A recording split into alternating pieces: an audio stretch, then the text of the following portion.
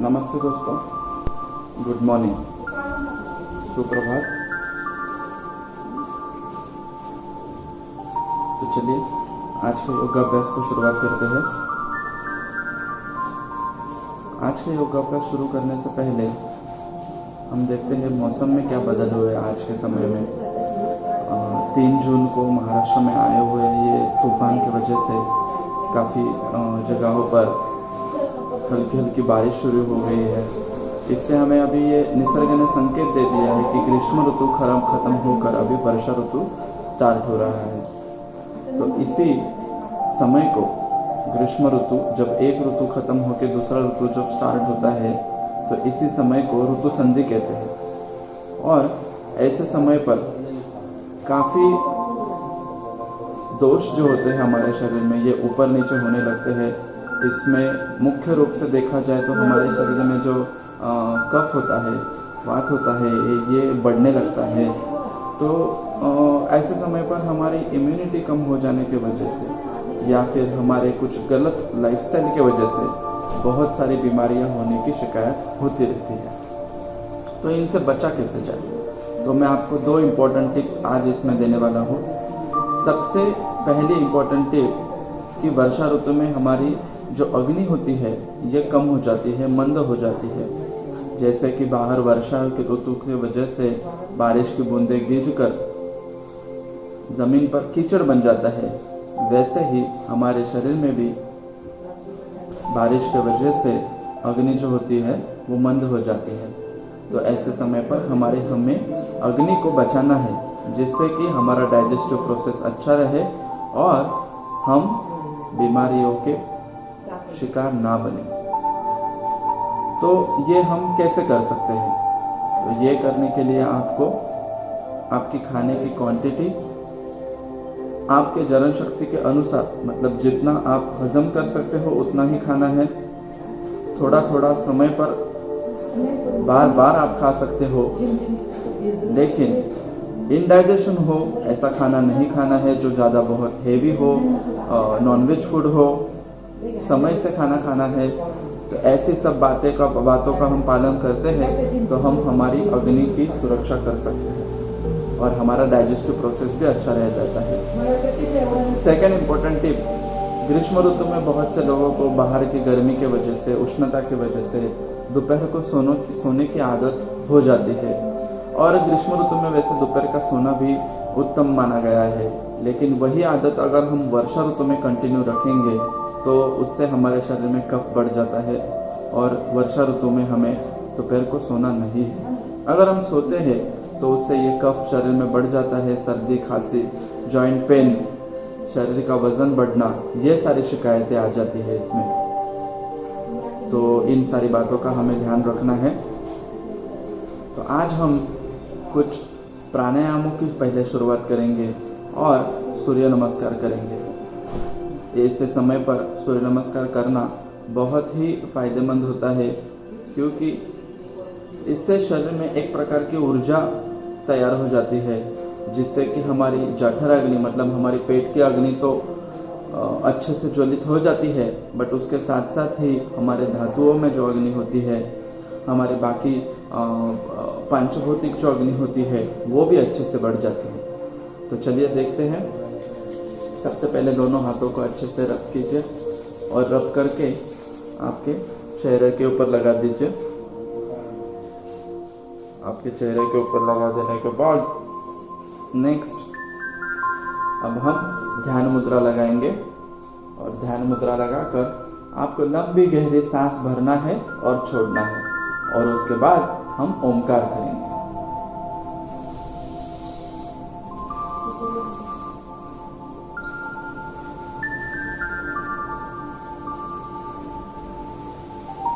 ओ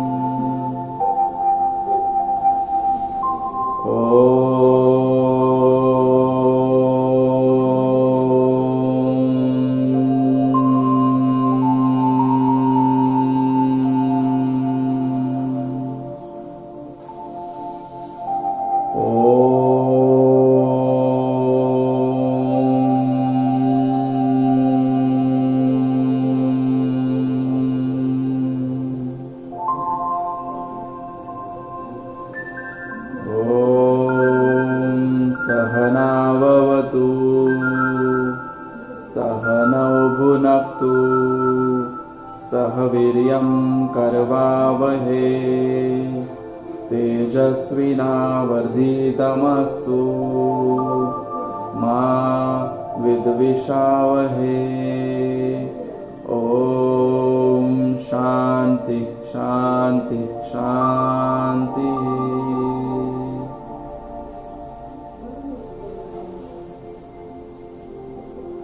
तो चलिए अब हमें पहले जो करना है वो प्राणायाम।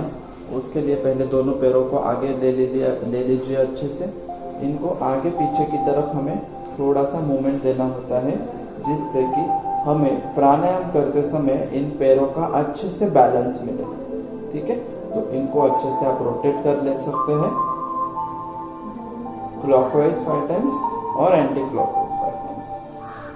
तो ये आपका होने के बाद इन दो पैरों में से राइट लेग को हमने लेफ्ट थाई के ऊपर लिया और लेफ्ट लेग को हमने राइट थाई के नीचे रखा।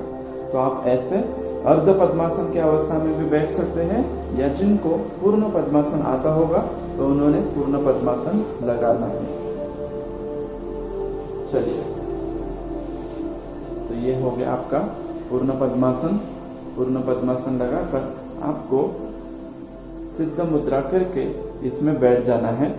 और अब हम सबसे पहले नॉर्मल सांसों को अंदर लेंगे और छोड़ेंगे, ऐसा 3 बार करेंगे।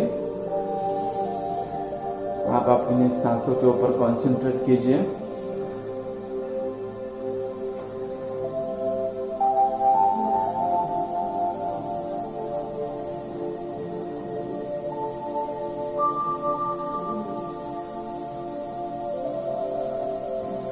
इससे आपका विचलित हुआ मन फिर से शांत हो जाता है।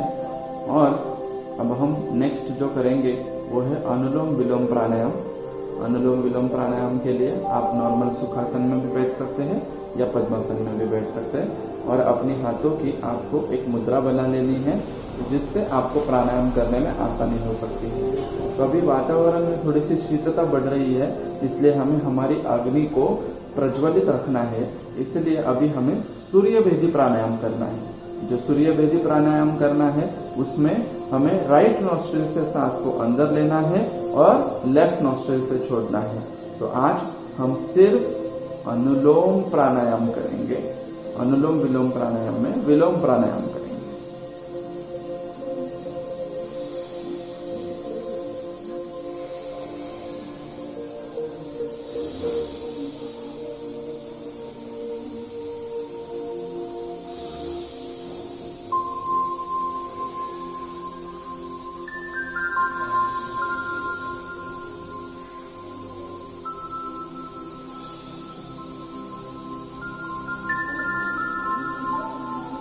तो ऐसा हमने किया है।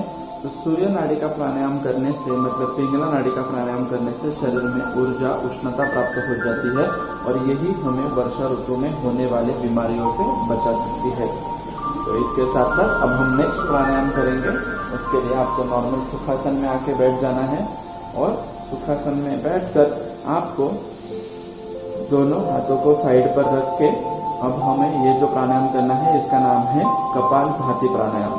तो इसमें आपको सांसों को बस बाहर छोड़ना होता है और पेट को अच्छे से अंदर से स्ट्रोक देने होते हैं। चलिए,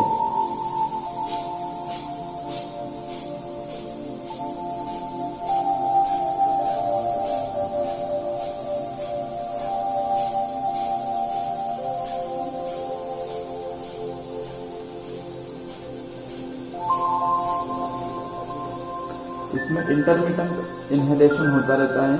कंटिन्यूसली आपको बस एक्सहेल करके ही सांसों को बाहर छोड़ना होता है।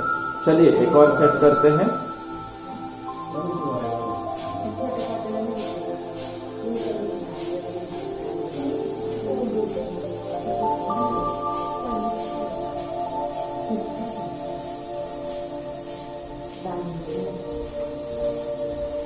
तो ये हो गया हमने हमारे कपालभाति के 2 सेट। और अब हम करेंगे भस्त्रिका प्राणायाम। तो भस्त्रिका प्राणायाम के लिए रेडी हो जाइए, सुखासन में बैठ जाइए।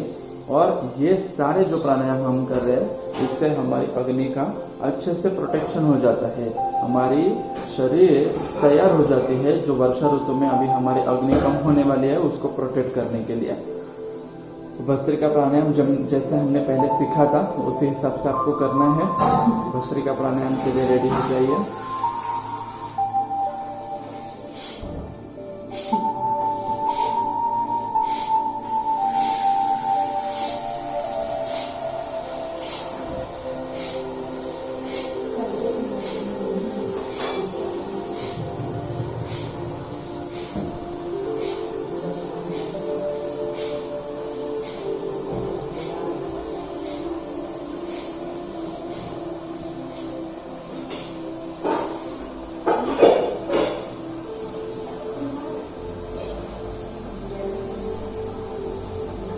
तो इस प्रकार से हमने भस्त्रिका प्राणायाम किया।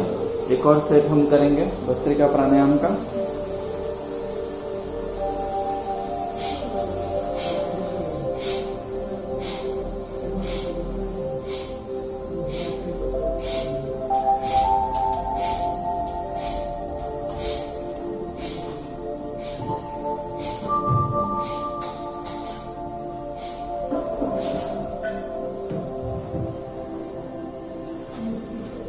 तो अभी हमने 2 सेट किए भस्त्रिका प्राणायाम के। भस्त्रिका प्राणायाम और कपालभाति प्राणायाम आपके अग्नि के सुरक्षा के लिए, अग्नि को प्रोटेक्शन करने के लिए बहुत अच्छे से मदद करते हैं। तो चलिए आ जाइए। आज हम 3 सेट करेंगे सूर्य नमस्कार के। सूर्य नमस्कार के लिए 3 सेट है। इससे आपके सारे शरीर की जो सिस्टम है वो एक्टिवेट हो जाती है और आप अच्छे से पूरे दिन भर के लिए एनर्जेटिक रहकर काम कर सकते हैं। चलिए मैट पर खड़े हो जाइए।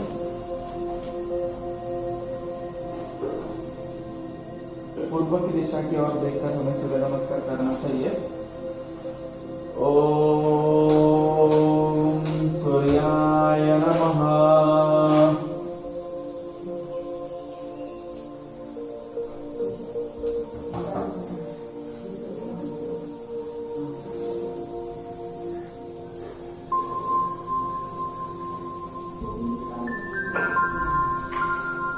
अब हमने राइट लेग पीछे दिया था, अब हम लेफ्ट लेग पीछे लेंगे। ओम भानवे नमः।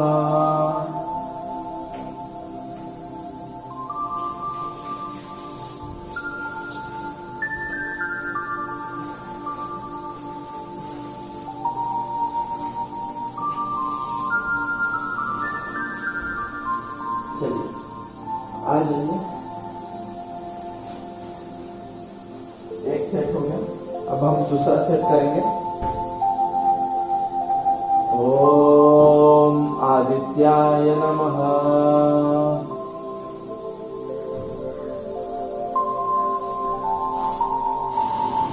राइट लेग को पीछे लीजिए, लेफ्ट लेग को पीछे लीजिए।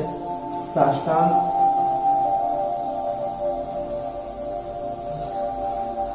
अधोमुखी आगे। चलिए अब हम दूसरा सूर्य नमस्कार करते हैं। चलिए बने रहिए।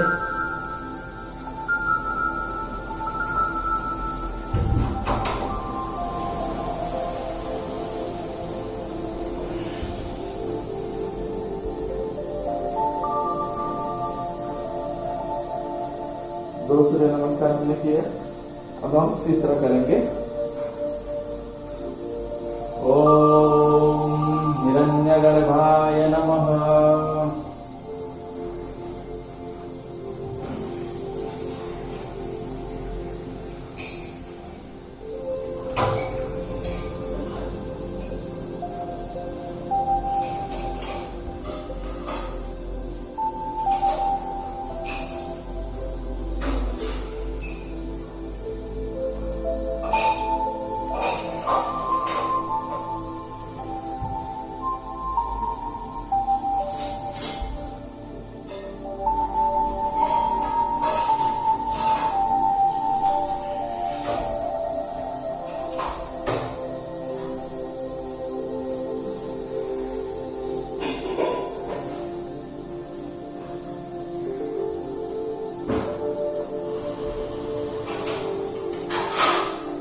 आपके ये 3 सूर्य नमस्कार हो जाए तो मैट पर आके बैठ जाइए।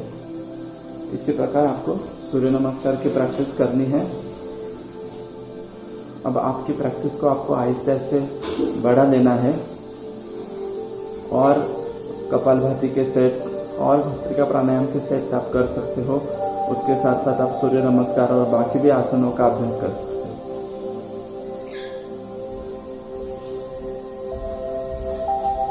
चलिए,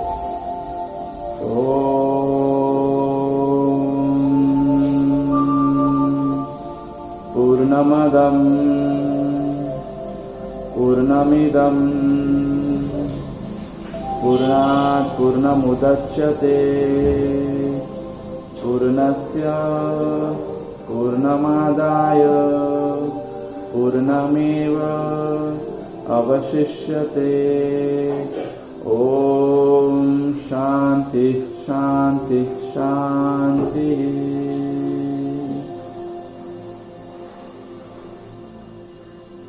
आपका योगाभ्यास ऐसे ही कंटिन्यू रखिए। मिलते हैं कल सुबह 8 बजे।